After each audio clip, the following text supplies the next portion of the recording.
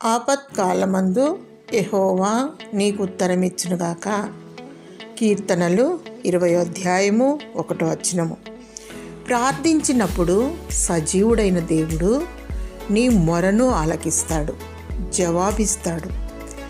ఆపదలో ఆదుకుంటాడు. నిన్ను కాపాడువాడు కునుకడు, నిద్రపోడు. ప్రతి క్షణం, ప్రతి సమయం ఆయన నీకు సమీపంగా ఉంటాడు.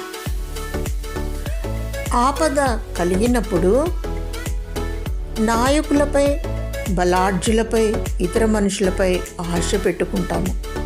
ఏ మనుష్యుడు నీ ఆశను తీర్చలేడు. దేవుడు ఆపత్కాలమందు నీకు ఉత్తరమిస్తాడు, నిన్ను ఆదుకుంటాడు. నీ ఆశను వమ్ము చేయడు, నీ కన్నీళ్లు తుడుచువాడు, నీ పరిస్థితిని తారుమారు చేయవాడు నీ చింతనే ఉన్నాడు. భయపడకు, దేవుడు నీ ఆపదను తీసివేసి నీకు నెమ్మది దయచేయునుగాక. ఆమేన్.